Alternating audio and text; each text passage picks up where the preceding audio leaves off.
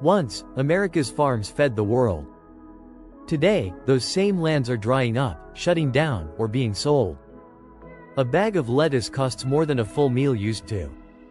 Shelves are empty. Families are hungry. This isn't just inflation. It's a food crisis, and it's already here. From California's dying crops to Texas families skipping meals, the warning signs are everywhere. In this video, we revealed 10 U.S. states where food shortages are becoming the new normal. This isn't fear. It's fact.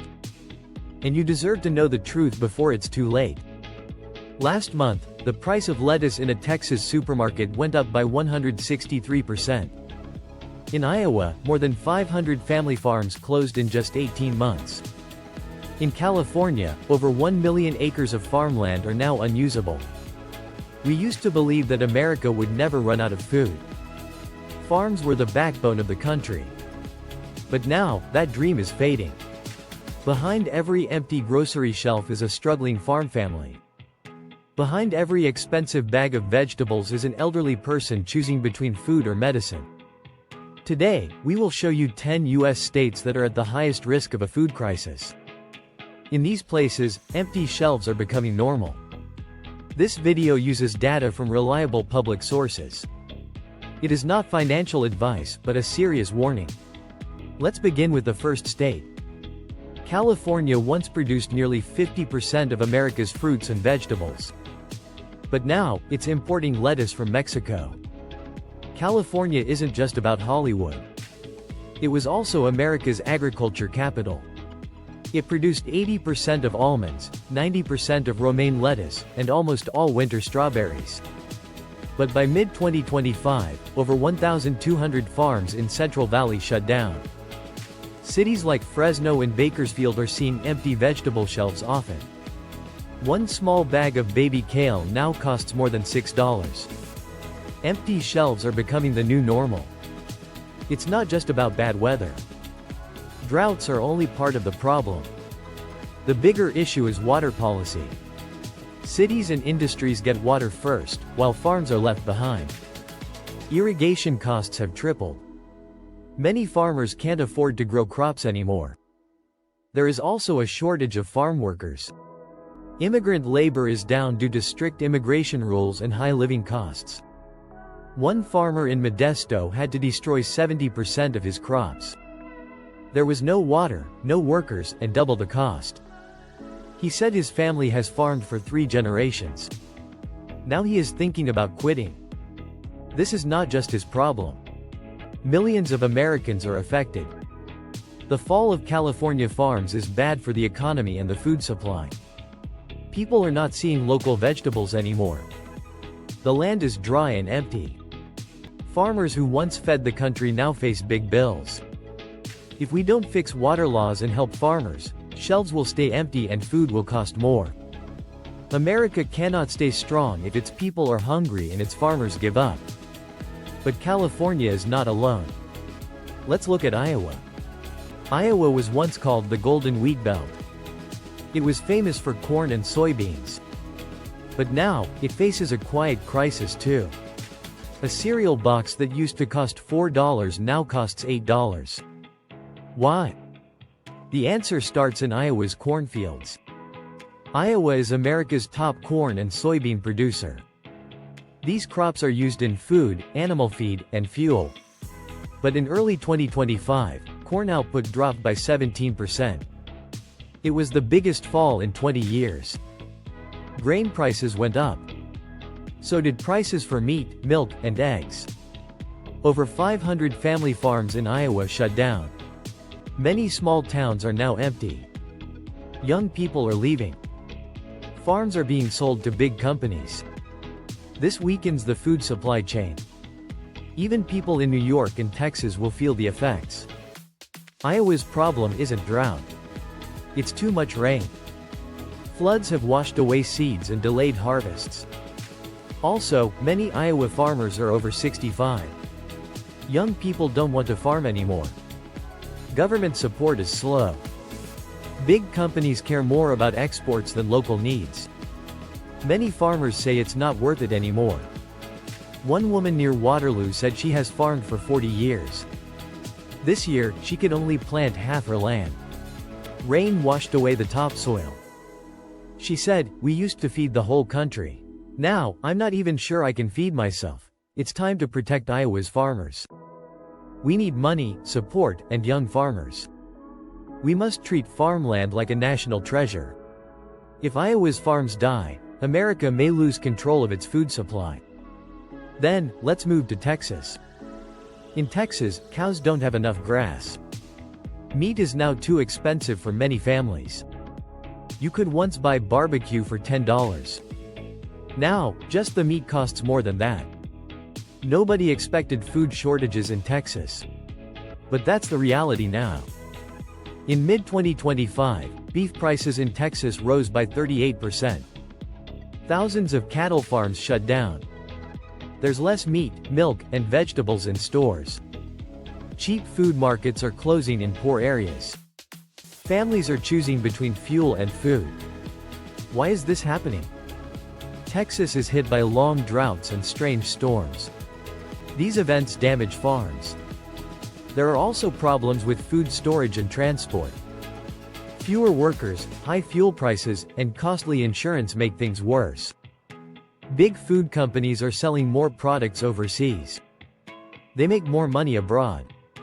That leaves Americans with shortages and high prices. It's strange that Texas produces meat for the whole country, but now many people in Texas can't afford to eat it. A farmer from San Angelo raised nearly 300 cows over 40 years. He said, "Every cow I sell is a memory. The first one was brought home by my father. The last one I loaded on the truck because there wasn't enough grass to feed it. Now, he only keeps one cow. Not to sell, but to remember that his family was once part of real Texas." The solution isn't just in Washington. We need to connect local people, food suppliers, and farmers. Texans should have more control over their own food. If not, soon the store shelves might be empty. And if meat becomes rare, what about milk? Let's look at Nebraska, once called the dairy capital of the Midwest. Now, many dairy farms there are closing down.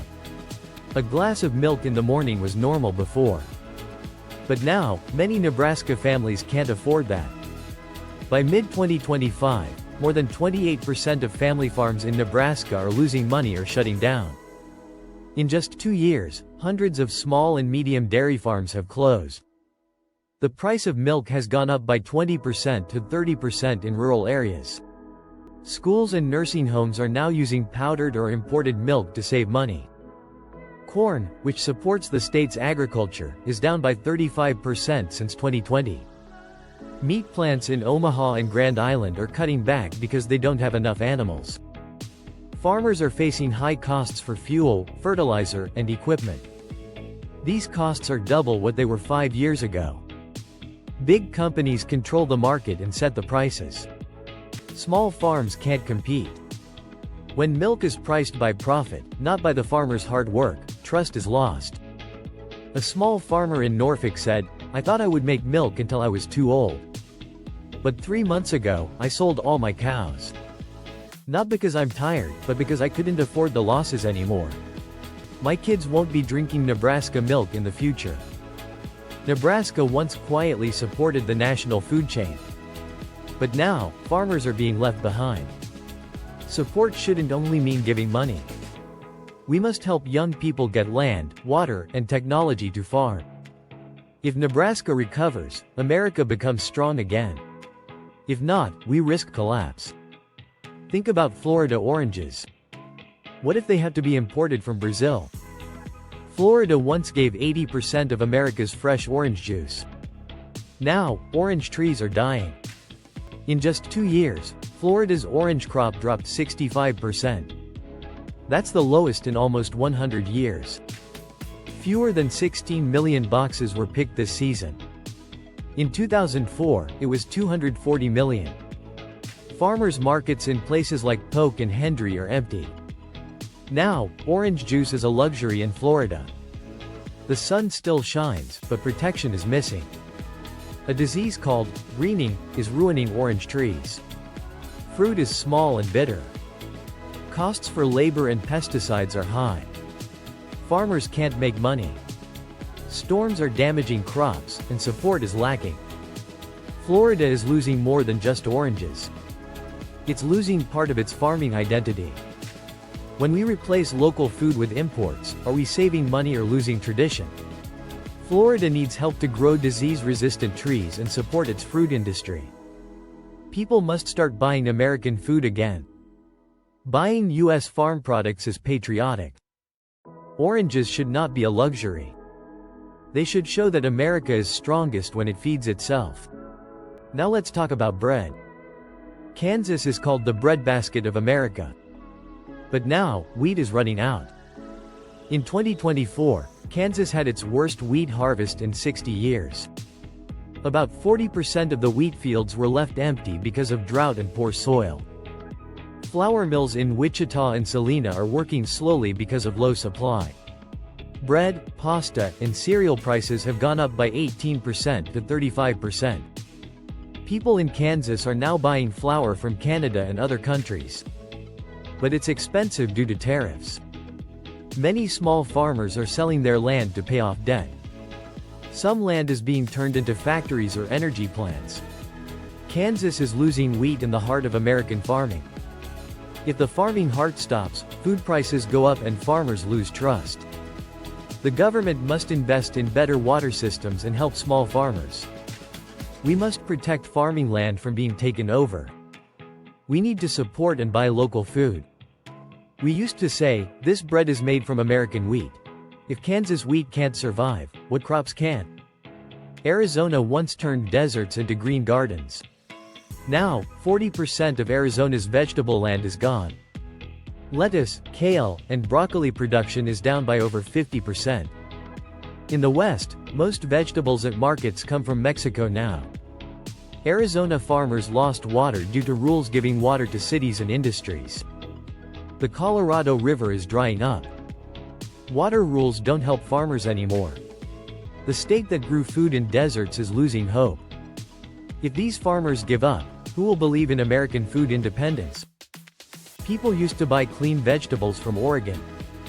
Now, farmers are pulling out their crops because they can't pay the water bills. Oregon has lost over 30% of its vegetable and fruit production in just 2 years. In 2024 alone, 1,200 small and medium farms closed. At markets in Salem and Eugene, people say they can't find local produce. Most vegetables are now from Mexico and Peru. Local vegetables are rare and expensive. Water shortages and climate change have hit Oregon hard. Irrigation and electricity costs have tripled. Big stores pay farmers less, while rules and taxes make farming harder. Some farmers sold land to real estate companies. Oregon once led the way in clean food. Now, that dream is fading. Oregon needs fast help for water and energy. We need direct farm-to-consumer systems. Buying local vegetables can save farms. If we don't act, American veggies might disappear from American soil. Michigan was famous for apples and cherries. But those orchards are vanishing. Fruit tree areas are down by 25% in the last 3 years. Many pumpkin and corn farms are gone too. Fertilizer and fuel prices went up by 40%. At markets in Detroit and Grand Rapids, local fruit is missing. People now buy fruit from far away at high prices. Farmers are quitting and selling land to industries. It's too expensive to store, transport, and find workers. The government hasn't protected American fruits well. Older farmers are retiring. Young people don't want to farm anymore. Michigan fruit seasons used to be joyful. Now, the orchards are gone. And with them, our connection to American farm culture. If fruit travels across the world to reach our tables, what have we lost? Lastly, let's look at New Mexico. It has sun and space, but farming is dying. New Mexico has lost 30% of its farms in 5 years. Many tomato and avocado farms have shut down. Food prices in cities like Albuquerque and Santa Fe have gone up. Stores have empty shelves. Poor and elderly people are hurt the most. Climate change hit hard. But help and planning were not enough. Farmers are holding on, but they need support. New Mexico shows this isn't just an economic problem. It's a cultural and social crisis. The farm collapse in America's top states is real. It's not just about numbers. It's about millions of hardworking families. As store shelves empty, we fear for our future. What about your experience? Have you or your family struggled to get fresh, affordable food? Leave a comment below. Let's share and support each other. If this video helped you, please like and subscribe. Let's raise awareness and speak up for the farmers. This video is based on public data and stories. We don't represent any government, company, or political party. Our goal is to inform and inspire action.